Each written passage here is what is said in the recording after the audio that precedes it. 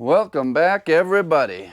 Feel like Mr. Rogers coming into the workshop, taking off my sweater. It is toasty warm out here. Those of you who watched my mini split installation video should be happy to know that I have not had any leaks, even though everybody said You're gonna get leaks with those flanged fittings, Handyman.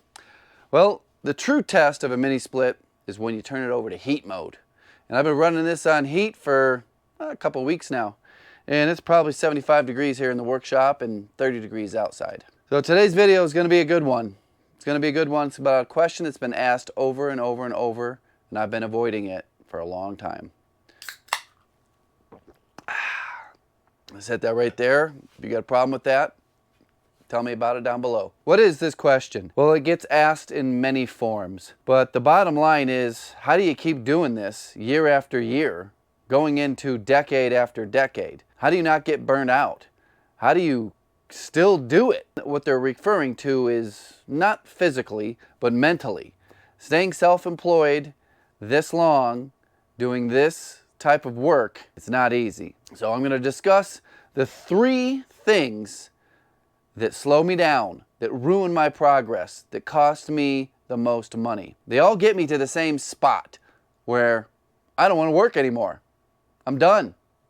I don't want to work. Sorry. My bank account's pretty full. Things are okay right now. I don't want to work.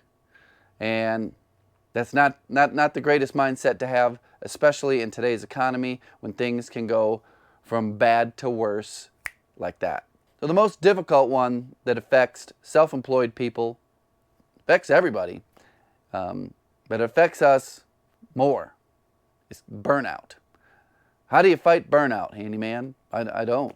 I suffer from it just like everybody else. It's how you get out of it. You know, you do have to take a rest. Sometimes you got to slow down. So I don't like making assumptions or stating opinions on this channel. I'm just going to state my own observations on myself. So my brain will start putting up resistance when I start working harder, longer. We're talking not just longer days, but longer stretches.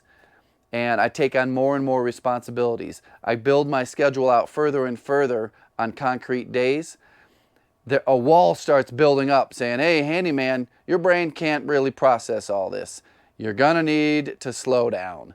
When you get to pushing yourself too far, I think it's a natural response where your body, your brain says, oh, whoa, you're going too far, you're too fast, you're gonna have a breakdown or something. Self-employed people, there is no guaranteed payday. So that just puts a looming stress that will always be there.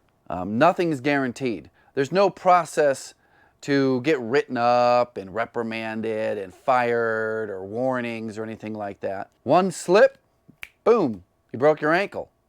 Broke a rib, you're done. Your income stops. One large remodel or a basement finish, you're talking a month and a half, 2 months of work. Someone cancels, it's gone. You're out all that money. Now, the higher your financial responsibilities, the worse that stress gets. So back before I was married and had kids, I would only work 6 months out of the year.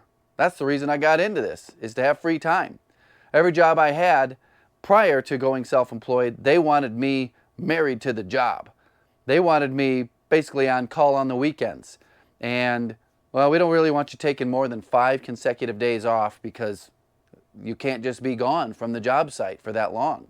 We need you here. So that's the type of person we need. That's not the type of life I wanted to live. That's why I originally went self-employed. So as you can see, it's been a blessing and not so much a blessing. There's been days that I've been like, man, wish I could just get a job at the post office. Just show up, burnt out, do the minimum, collect my paycheck and go home. It's almost impossible to get fired from the post office. I'm sure a lot of you guys have went through that same thought process. Is this really worth it? Is it worth the stress? Is it worth the anxiety? So you've got multiple factors hitting you with stress, anxiety, and pushing you closer to being burnt out on being self-employed. So that will bring you to a halt and you stop working. Happens to me, finish a job, and I'm like, whew, man, I am done. Money's in the bank, At least we think it's in the bank, till it comes time to pay taxes. There are processes that I've come up with that I use to get out of that rut when you are in that state of rest after you've burnt out. There's two other things, two other ones. They're not so bad. They're really not that bad. One of them's taking a vacation. So I might be out of the rut, hitting my stride, super motivated, kicking ass, just cranking out projects. The wife says we got to go on vacation. Okay, there we go, off to vacation for 2 weeks. That kills your motivation and pretty much puts me back to square one. I've got to start building that momentum again, building the rewards, get back to that drive, that motivation, that superpower. You know what I'm talking about. When you are just kicking ass and everything is aligned, like your sleep, your diet, your productivity, the income, your savings, everything is just going great. You can't just flip a switch and make that happen. Vacation is one of the biggest kills to my productivity, is going on vacation. Something you should be aware of, if you're not already, is you don't get paid to go on vacation. So it's a double whammy. You don't get paid on vacation and you're not working. So you take a 2-week vacation, that's like a month of income, gone. Because when you get back, it's a slow grind, back up to that full marathon speed. Now the last one that also kills my drive, kills my progress, is getting sick. That's been happening a lot lately. I think I've been sick for 2.5 months with just different things. You know, I get over one thing, something else come in. Picked up some crazy disease from my 1.5-year-old where all the skin fell off my fingertips. I had a fever. Then my other son brought home the RSV. Well, hey Google, what's RSV? According to Wikipedia, respiratory syncytial virus, also called human respiratory syncytial virus and human orthopneumovirus, is a common, contagious virus that causes infections of the respiratory tract. Probably more than you wanted to know. But if you got kids, you read the news, you know exactly what that is. So that put me down for about 1.5 weeks. Still struggling with this annoying cough. But what it does, it resets you. It puts you back to a full reset. You really need months of uninterrupted work progress where you were just kicking ass, making money hand over fist. Everything is just working out perfect. Holidays coming up, that throws a wrench into everything. So this video right here, this business video, is part of how I'm getting back into the swing of things. It's a reward, actually. I am not allowed to make a business video until I complete other projects, make videos for those other projects, edit, upload. A whole bunch of work has to be done before I allow myself to make a business video. So this is a big celebration. We must have hit some milestones. I'm out here in the workshop talking to you about all this stuff. So that's one thing I do. I withhold rewards until I've completed tasks. And I found that making those tasks small and completing them makes completing another small task easier. I'm a big fan of dry erase boards. I've got 3 of them that are constantly in use. I've got a 4-foot by 6-foot one in my office. I've got like a 2-foot by 3-foot one that is a calendar. And then I've got another one that is just kind of like an idea board, or where I scribble down video ideas, things of that nature. Sticking to the board, that's another task. You get sick, you fall off the board, then everything is out of schedule. You got to start over. Your daily schedule is all messed up. You got to redo that. It works. It works. If I get to a point where I'm like, all right, you got to get something going. You got to get something going. Go to the board. What's on the board?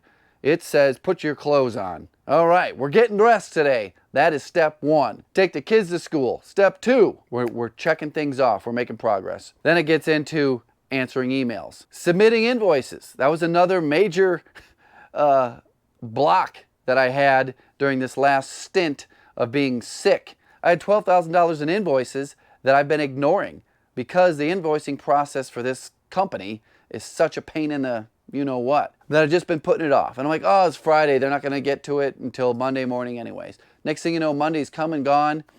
Well, that was on the board.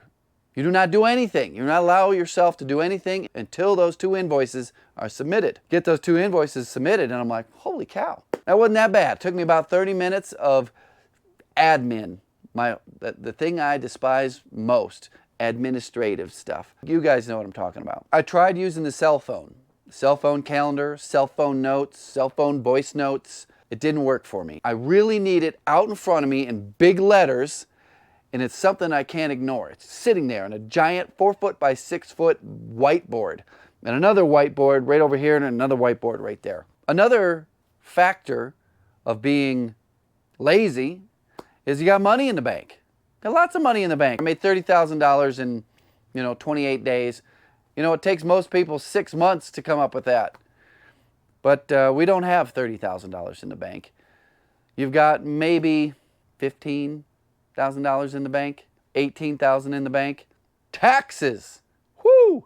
That was a big, big, hard lesson when I finally really hit my stride earlier in my career, selling myself for ridiculous amounts of money, way, way, way more than any other self-employed handy bum with a pickup truck and some tools. Man, that really will hit you in the gut when you figure out how much money you really have to pay on that earned income. Between your state taxes and all their nickel and diming taxes for self-employment, then there's federal income tax, then there's all the FICA taxes that you have to pay. It all adds up.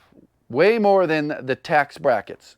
So the whole point of this video is to share with other people that they're not alone in feeling these ways. That's been a very, very common thing that I've experienced with this YouTube channel, is I get guys reaching out every day saying, hey, it's great to hear that I'm not the only person that goes through this. So that was point number one, was just to let you know that, yeah, this is normal, 100% normal. And I encourage you to share your experiences, personal experiences, not your opinions, down in the comments. Number two, second point of this video was to share some of the ways that I get back to making money. I don't know if what I shared about getting back to making money was very useful, but this does have a pretty good sized audience of real men that do this for a living. So that comment section is very valuable. So if you've got something good to say, you want to help somebody out that is freaking burnt out, they're sick, they got the RSV, they got the Rona, whatever, they need to get back to work. Give them some words of encouragement, give them some methods that you personally use to get back on that horse and start going.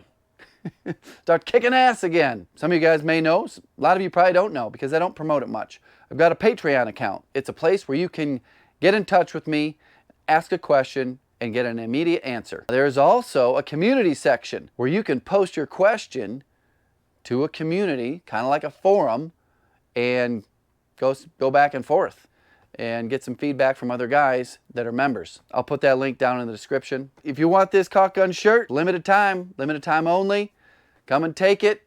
It's on sale for full price. Will be linked in the description as well.